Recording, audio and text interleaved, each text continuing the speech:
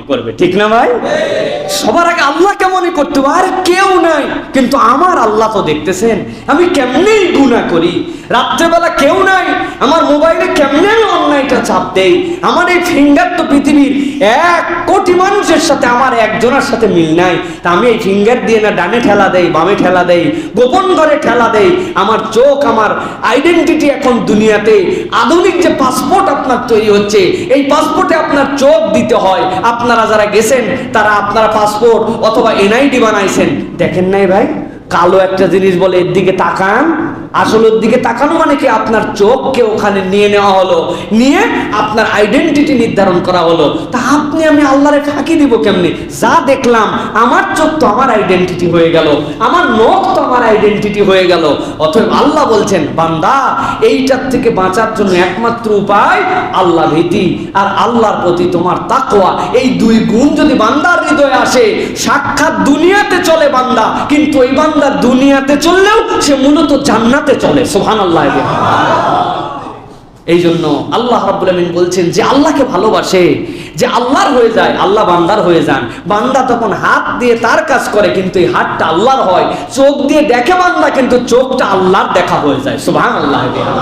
প্রিয় ভাইরা, এই জন্য আমাদের 4 নম্বর গুণ, এটা আমাদেরকে অর্জন করতে হবে, খাশিয়াতুল্লাহি ওয়া তাকওয়া। এই গুণ যদি আমাদের মধ্যে থাকে তাহলে আমরা সফল কাম। 5 নম্বরে আল জিহাদু বিল মালি ওয়ান নফস, আল্লাহর রাস্তায় সম্পদ এবং অন্তর দিয়ে, জান এবং মাল দিয়ে আল্লাহর জন্য প্রচেষ্টা করা। সুবহানাল্লাহ। ভালো করে বুঝেন, এই কথা আমরা সকলেই জানি, কিন্তু আল্লাহ বলছেন আল জিহাদু বিল মালি ওয়ান নফস, আগে তোমার সম্পদ, 2 নম্বরে তোমার জান।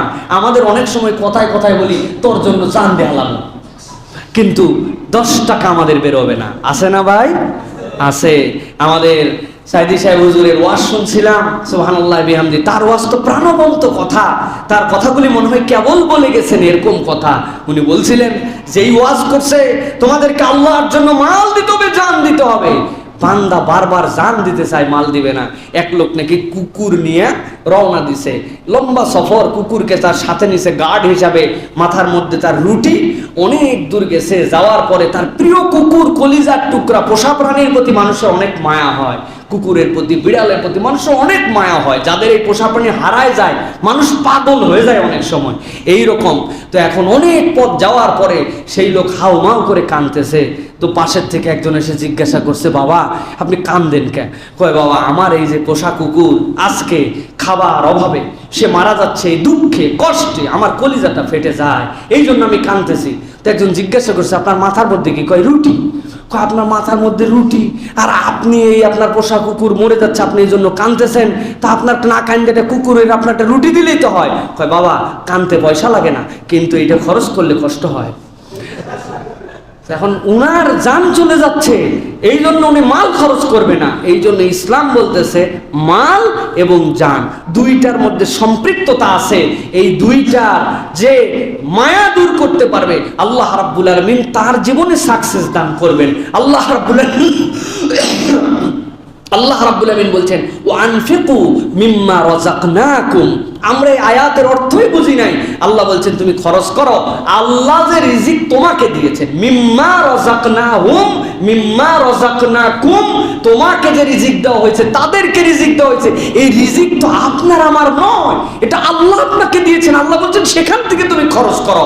কিন্তু আল্লাহ রাস্তায় আমাদের খরচের জন্য হাত বের হয় না। মানুষ কাঁদে, মানুষ অসহায়, মানুষ আপনার যাকাতের হকদার, যাকাত দেয় না, দান করে না, মিসকিনকে খাওয়ায় না, এতিমকে দেয় না। আল্লাহ রাব্বুল আলামিন বলছেন এমন অবস্থা হয়, ওয়ায়ামনাউনাল মাউন, এদের হটকারিতা এমন লেভেলে যায়, পাশের বাড়ির থেকে এসে বলে একটু মেসের কাঠি দেন, আজকে আমার একটু লবণ নাই, 2টা কাঁচামরিচ হবে। বলে কাঁচামরিচের কেজি সম্পর্কে কোনো ধারণা আছে?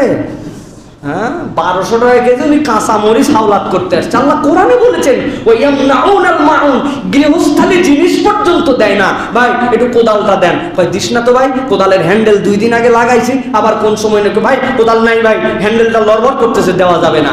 আল্লাহ এইরকম মাইনর উদাহরণ দিয়েছেন যে বান্দা একজন আরেকজনকে সহযোগিতা করো, এখান থেকে দূরে যেও না, এটা মাল খরচ। আল্লাহ বলছেন যারা মাল খরচ করবে, জান খরচ করবে, আল্লাহ বলছেন জালিকা হুয়াল ফাউজুল আযীম, আল্লাহ এদেরকে জান্নাতে ঢুকাবেন। সুবহানাল্লাহ। আল্লাহ রাব্বুল আলামিন বলেন আল্লাযীনা আমানু, এক নম্বরে যারা ঈমান আনবে, দুই নম্বরে ওয়াহাজারু, যারা আল্লাহর জন্য হিজরত করবে, ওয়াজাহাদু ফি সাবিলিল্লাহ, যারা আল্লাহর জন্য জিহাদ করবে, আল্লাহর রাস্তায় প্রচেষ্টাকারী হবে, বিআমওয়ালিহিম, এক নম্বর তাদের মাল দিয়া, ওয়া আনফুসিহিম, আর দুই নম্বর তাদের জান দিয়া, আজামু দারাজাতান ইনদাল্লাহ, যারা মাল এবং জান দুটার কুরবানি করবে, আল্লাহ বলছেন আল্লাহর কাছে আজামু দারাজা, এর থেকে দরজাওয়ালার কোনো আমল নাই। ওয়া উলাইকা হুমুল ফাইজুন, আল্লাহ বলছেন এরাই হচ্ছে সফল, এরাই হচ্ছে সফল। অতএব আল্লাহর দেওয়া মাল এবং জান কুরবানি করার মতো মন বানাতে হবে, ঠিক কি না? এই জন্য প্রিয় ভাইরা সূরা তাওবা 20 নম্বর আয়াত, এটার তাফসীর দেখে নেবেন প্রিয় ভাইরা। আল্লাহ আমাদেরকে আল্লাহর জন্য জান এবং মাল খরচ করার তৌফিক দেন, বলেন আল্লাহুম্মা আমিন। এত ওয়াজ করার পরে মসজিদে 1 টাকার কয়েন দেওয়া বন্ধ হলো না, কোন জায়গায় কি ওয়াজ করলাম আমরা প্রিয় ভাই। আল্লাহর ঘরে দেওয়ার মতো আমাদের মেন্টালিটি এখন পর্যন্ত আসলো না প্রিয় ভাইয়েরা। আল্লাহ আমাদেরকে আল্লাহর জন্য খরচ করার মতো মন দান করেন, বলেন আল্লাহুম্মা আমিন। 6 নম্বরে as-sabr, ফৌজ, সফল তারা হবে সবরকারী যারা হবে। 6 নম্বর গুনাহগুণ, আল্লাহ বলছেন ইন্নী জাযাইতুহুমুল ইয়াউমা বিমা সাবারু আন্নাহুম হুমুল ফাইজুন। আল্লাহ যদি আমাকে কখনো তৌফিক দেয় তাহলে সূরা মুমিনুন 111 নম্বর আয়াত, এই আয়াতের উপর আলাদা একটা খুতবা দেব ইনশাআল্লাহ। সেটা হচ্ছে সবরের ক্রাইটেরিয়া কি দিছি, এর আগেও সবরের আলোচনা আছে, নেটে দেখে নিতে পারেন আপনারা। সর্বোচ্চ সবর কি, সর্বনিম্ন সবর কি, শুধু এইটুকু আবার স্মরণ করায় দিতে চাই। সবর, আপনার অসুখ হয়ে গেছে, আপনি আল্লাহই অসুখ দিছে, ধৈর্য ধরতেছি, এটা একটা সবর। আপনার বাচ্চাটা ফেল করে গেছে, আপনি তারপরেও সবর করছেন, দেখি না কি হয়। অনেকদিন চাকরি খুঁজতেছেন, তারপরেও চাকরি মিলতেছে না, রিজিকের টানাটানি যায় না, আল্লাহর উপর তাওয়াক্কুল করে আছেন, এটা একটা সবর। সবর কি না? কিন্তু এইটা সর্বোচ্চ সবর না, আর সবরুল উলিয়া না। সবরে উলিয়া কি? সবরে উলিয়া সর্বোচ্চ সবর হচ্ছে আল্লাহর বিধানের উপরে হাজার বাধা আসার পরেও ইস্তেকামত থাকার নাম হচ্ছে সবর। দাড়ি না কাটলে চাকরি হবে না, আপনি বলছেন ভিক্ষা করে খেতে পারি, এই দাড়ি বিসর্জন দিব না, এটা আল্লাহর হুকুম, এর উপরে টিকে থাকলাম, এর নাম সবর, ঠিক কিনা? দুনিয়া একদিক, বোরখা পর্দা আমার ঈমান, এটার থেকে আমি বেরোতে পারি না, দুনিয়া একদিক আমি একদিক, দুনিয়ার সবাই ব্যাকডেটেড বলুক, আল্লাহর হুকুমের উপর আমি ইস্তেকামত আছি, আপনি এখান থেকে সরেন না, এটা হচ্ছে আপনার জন্য সবচেয়ে বড় সবর। আপনি ভাড়া থাকতে থাকতে, আপনি ব্যবসায় লস খেতে খেতে, দুনিয়ার সবাই বলছে সুদে এই টাকাটা নে, আপনি বলছেন সুদ হারাম জানছি, খাবো না এই সুদ, দুনিয়া একদিক, সুদ বিমুক্ত জীবন আপনার একদিক, এটা হচ্ছে আপনার চূড়ান্ত সবর, ঠিক না? এটা সবর। আল্লাহ রাব্বুল আলামিন বলছেন কি ফায়দা হবে, ইন্নী জাযাইতুহুমুল ইয়াউম, সুবহানাল্লাহ পড়লে বুঝবেন আল্লাহ নিজের দিকে ইয়া মুতাকাল্লিম দিয়ে নিসবত করে আবার বলতেছেন ইন্নী, নিশ্চয় আমি আল্লাহ, জাযাইতুহুম, আমি তোমাদেরকে বিনিময় দিব, বিমা সাবারু আন্নাহুমুল ফাইজুন, যে বিষয়ে তোমরা সবর করেছিলে আল্লাহ বলছেন ওটা তোমাদেরকে সফলতার চূড়ান্ত রূপ দিয়ে দিবে। সুবহানাল্লাহ। দুনিয়ায় দেখছি কিছুই হয় নাই, এত সবর করলাম, কিন্তু আল্লাহ বলছেন আমি আল্লাহ রিওয়ার্ড দিব। সুবহানাল্লাহ। দুনিয়ার হায়াত কতটুকু, এই জন্য আল্লাহর বিধিবিধানের উপর ইস্তেকামত থাকতে হবে প্রিয় ভাইয়েরা। আল্লাহর বিধান একদিক, দুনিয়া একদিক। আল্লাহ রাব্বুল আমিন যদি এইটা আপনাকে আমাকে করার মতো তৌফিক দেন, আল্লাহ ফৌজুল আজিমের অন্তর্ভুক্ত করবেন। এটা 6। 7 নম্বরে আল্লাহর সাথে ব্যবসা। আল্লাহর সাথে ব্যবসা, যে আয়াত দিয়ে আজকে শুরু করেছিলাম, আল্লাহ রাব্বুল আলামিন যে কথা বলেছেন, রিপিট আর করতে চাই না, ইন্নাল্লাহ আশতারা মিনাল মুমিনিনা আনফুসাহুম ওয়া আমওয়ালাহুম বিআন্না লাহুমুল জান্নাহ। আল্লাহ আমাদের জান এবং মালকে কিসের বিনিময়ে কিনেছেন? বলেন না কিসের বিনিময়ে? আমার জান এবং মাল আমার না, এটা কেনা বেচা হয়ে গেছে। এখন কেনা বেচার সম্পদ আপনি খেয়ানত করতে পারেন, আপনার বিক্রি হয়ে গেছে মাল, এখন আপনি কি করবেন? আপনি বলবেন না বিক্রি হয়েছে তাই কি, আমি আমার মতো করে এটা ব্যবহার করতে পারি। আপনার ব্যবহার করতে দিবে আপনারে? আপনি একটা শাড়ির দোকানদার, একজন 5টা শাড়ি আপনার থেকে কিনে নিয়ে বলছে ঠিক আছে ভাই আপনার কাছে রেখে গেলাম। আপনি চিন্তা করছেন যেহেতু বিক্রি হয়েই গেছে, আমার বউরে 5 দিন 5টা শাড়ি পরায়া আবার ভাঁজ করে দিয়ে দিব, হবে? চলবে? ওই লোকের সাথে আপনার গন্ডগোল লেগে যাবে না? এটা খেয়ানত হবে না? আল্লাহ আপনার আমার জানমাল কিনে নিয়েছেন, আল্লাহ বলছেন এই ব্যবসা তো আল্লাহর সাথে তুমি করে ফেলছো বাবা, এখন তোমার এই জানটা আল্লাহর রাস্তায় খরচ করতে বলছে, মালটা আল্লাহর রাস্তায় খরচ করতে বলছে, ওয়াদা ঠিক রাখো, জান্নাত আল্লাহ তোমাকে দিবেন। সুবহানাল্লাহ। গত জুম্মায় বলছিলাম যে আদম আলাইহিস সালাম আল্লাহ সৃষ্টি করার পরে দুনিয়ায় আবার প্রেরণ করলেন, কিন্তু জান্নাতে কেন রাখলেন? আদম আলাইহিস সালামকে তার সন্তানের মিরাসনামা দেওয়ার জন্য, যে সন্তান হিসেবে আমরা আল্লাহর কাছে দাবি দিতে পারবো আমার বাপ জান্নাতে ছিল, বাপের মিরাস যেরকম দুনিয়ায় সন্তান পায়, তা আমার আব্বা আদম আলাইহিস সালাম যদি জান্নাতে থাকে আর আমি যদি তার নেককার সন্তান হই, বৈধ সন্তান হই, আমি তো উত্তরাধিকার সূত্রে জান্নাতে পাই। জান্নাতুল ফেরদাউস দাও আর ছোট জান্নাত দাও, জান্নাত দেওয়াই লাগবে, ঠিক না? জান্নাত দেওয়াই লাগবে আল্লাহকে। এই প্রক্রিয়া আল্লাহ নিজেই নিজের উপরে নির্ধারণ করেছেন। সুবহানাল্লাহ।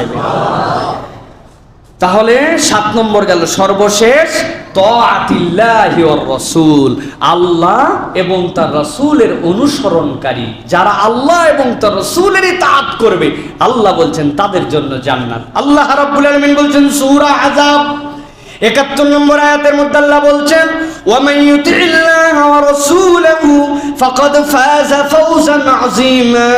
আল্লাহ সংক্ষেপে ছোট্ট একটু একটা বাক্যে বলছেন যারা দুনিয়ার বুকে আল্লাহ এবং তার রাসূলের ইতাআত করবে, আল্লাহ যা বলেছেন তাই শুনে, নবী যা বলেছেন সেই তরিকায় আমল করে, আল্লাহ বলছেন ফাকাদ ফাযা ফাওজান আযীমা, তারাই চূড়ান্ত সফল, তারাই চূড়ান্ত সফল। সুবহানাল্লাহ।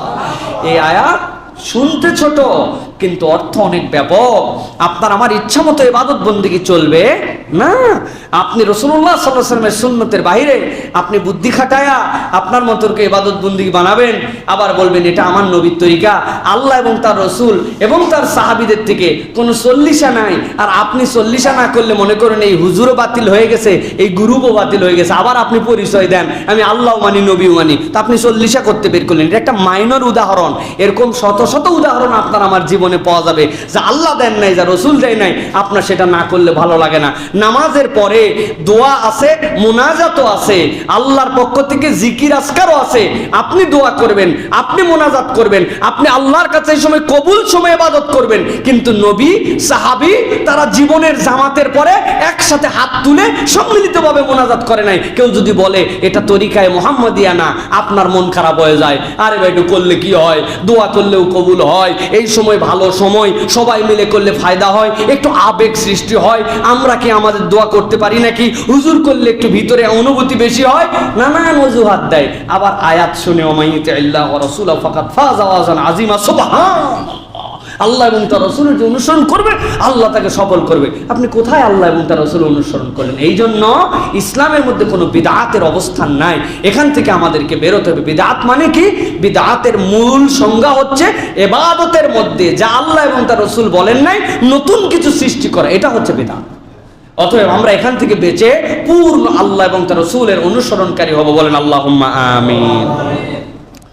আল্লাহ রাব্বুল আলামিন এই 8টা গুণ যাদের মধ্যে থাকবে, আল্লাহ এবং তার রাসূলের অনুসরণ, আল্লাহর সাথে কৃত ওয়াদা যে ব্যবসা করবে ওই ব্যবসার হিসাব ঠিক রাখা, সবরের মধ্যে থাকা, আল্লাহর জন্য জান এবং মালকে খরচ করা, আল্লাহকে ভয় করা, তাকওয়া পথ থাকা, আল্লাহর জন্য সত্যতা এবং সত্যবাদিতার পথে থাকা, আমলে সলে করার, ঈমানকে মজবুত রাখা। আল্লাহ বলছেন যারা এই কাজগুলা করবে ফাহুয়া ফি ঈশাতির রাদিয়া ফি জান্নাতিন আলিয়া কুতুফুহা দানিয়া কুলু ওয়াশরাবু হানিআম বিমা আসলাফতুম ফিল আইয়ামিল খালিয়া। আল্লাহ রাব্বুল আলামিন বলেছেন ফাহুয়া ফি ঈশাতির রাদিয়া, আল্লাহ রাব্বুল আলামিন তাকে সন্তুষ্টির আবাসস্থল দান করবেন, যেখানে ঢোকার পরে আর তার কোনো অসন্তুষ্টি থাকবে না। ফি জান্নাতিল আলিয়া, সুউচ্চ জান্নাতের মধ্যে ঢুকাই দিবেন। কুতুফুহা দানিয়া, ফলের গাছগুলা তার হাতের কাছেই থাকবে, ইশারা দেওয়ার সাথে সাথে তার হাতের মধ্যে চলে আসবে। আল্লাহ বলছেন কুলু ওয়াশরাবু হানিআম বিমা আসলামতুল ফিল আইয়ামিল খালিয়া। অতীতের জীবনে তোমরা যে আল্লাহর কাছে আত্মসমর্পণকারী জিন্দেগি অতিবাহিত করেছিলে, আজকের ওই জিন্দেগির ফসল হচ্ছে তিনটা। জান্নাতে আলিয়া, তোমার জন্য সন্তুষ্টির আবাসস্থল, আর তোমার হৃদয়ের চাহিদা মতো তোমার খাদ্য আল্লাহ জান্নাতে দিয়ে দিবে। সুবহানাল্লাহ। আর কিছু লাগবে ভাই? আর কিছু লাগলে বলেন প্রিয় ভাইরা। সন্তুষ্টির জীবন পাইলে আর কিছু লাগে? যেই বান্দার প্রতি আল্লাহ খুশি, আর কিছু লাগে? জান্নাতে আলিয়া পালে আর কিছু লাগে?